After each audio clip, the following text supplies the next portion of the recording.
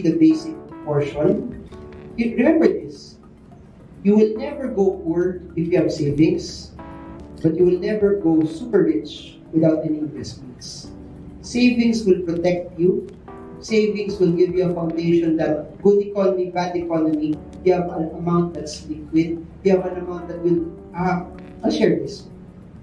When I quit my job, I made sure I had savings. Savings pa lang to on top of investments, that kung walang pumasok na pera for 2 years, buhay ako. I mean, that's on top of the emergency fund. The emergency funds are just for emergency. Meaning, walang pumasok kahit 5 from any, even from investments, that I would be able to survive. When I say survive, live normally na makakain pa rin ako sa labas, may konting sine, may kape, gano'n. I computed it, and here's what I deducted. That if you find an amount that, if you quit your job, tapos, tingin nyo, for example, 2 years, kung masipag ka, is it impossible na walang papasok? Yes, sir?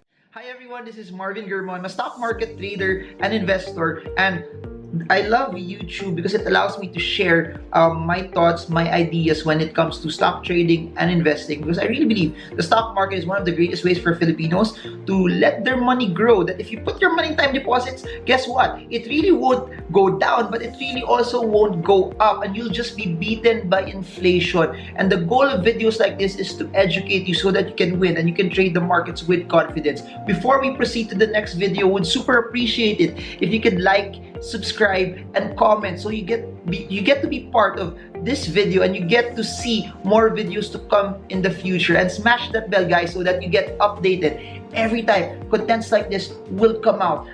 So that's it, guys. So I hope you enjoy the rest of the video. Automatic. There are automatic transfers na hindi nyo na nararamdaman.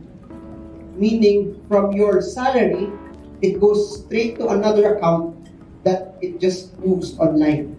Please remember that in money, in personal finance, 90% of it is behavioral. The more you remove emotions away from it, the better your handling of money will be. So how much you need to save? My suggestion, and I always tell people this, at the very minimum, you can do 20%, that's amazing.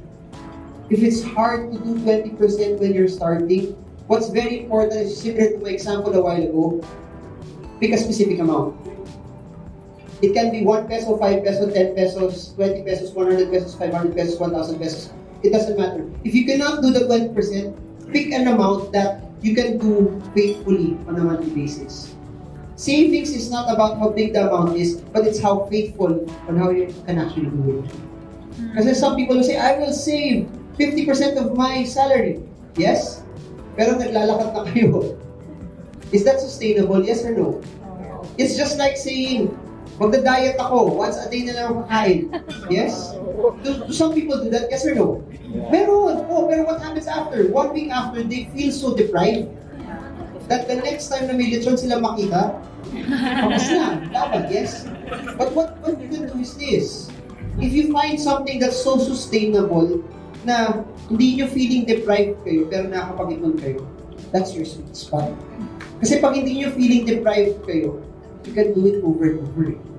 It's more important to be sustainable that you do it over and over than get big amounts and then you siya kaya tuloy-tuloy.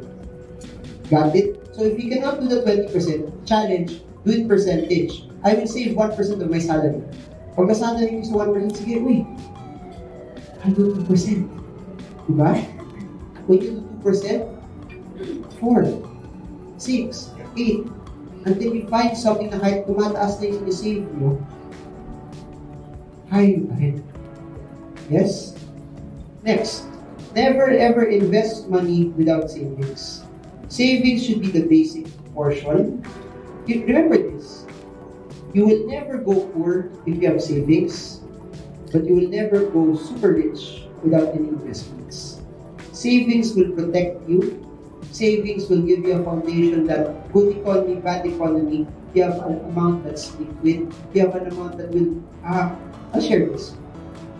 When I quit my job, I made sure I had savings. Savings pa lang to on top of investments, that kung walang pumasok na pera for 2 years, buhay ako.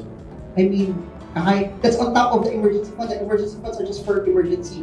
Meaning, walang pumasok kahit 5 from any, even from investments, that I would be able to survive. When I say survive, live normally na makakain pa rin ako sa labas, may konting sine, may kape, gano'n. I computed it, and here's what I deducted.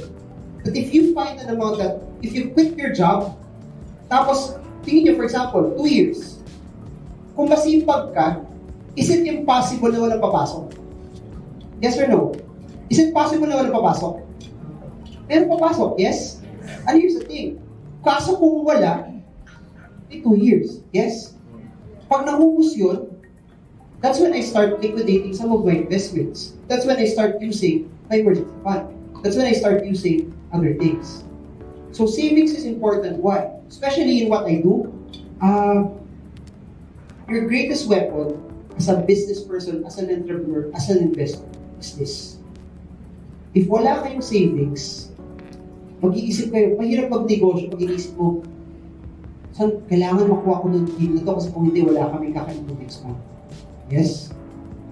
This level of buffer will allow you to become more aggressive.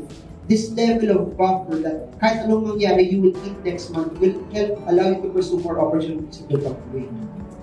Mas importante sa akin yung buffer na to because it allows me to become more aggressive and do other things and other people think is risky. But sa akin, hindi siya mukhang risky. Why? Kasi sobra na siya eh. Yes? Think about this. Henry C. Did he do a lot of investments and businesses na yung ibang tao hindi gagawin? Yes or no? Think about this. He started SM North EDSA 1983 at the height of the Ninoy Aquino assassination. At that point in time in the economy, was it a glorious time?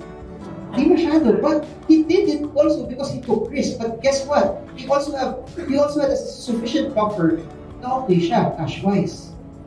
Cash will give you options. I shared this also last year that savings minus income minus expenses equals savings. Yes or no?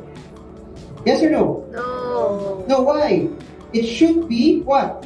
Income minus savings. Kasi pag ito yung magiging scenario nyo, may natitira wala. Wala. Minsan wala. Minsan pag may credit card kayo, positive, negative pa. Negative, hindi lang natin namamalayan. Yes? Pero what does this tell you? Income minus savings equals expenses. Since we're in church, I'll put this also. Diba? Save for yourself first. Then kung anong matira, enjoy that. Pag kulang, anong gagawin mo? What do you do? Pag kulang, that's where you become creative. Meaning, go back to your budget, kulang eh. Sige, bilang mo na corn beef na yun. Tuna na muna. Di ba? Or, bilang mo na tuna. Sardinas na muna. Yes? Hindi naman forever yun eh. Di ba? It's only until a season where your cash cow starts to build, that when your cash cow starts to build, okay na. Na kapag save na ako, may panggastos pa ako, balik na tayo. Dahil yung corn beef na. Di ba? Something like that. But what does this do? It puts a priority on what's more important here.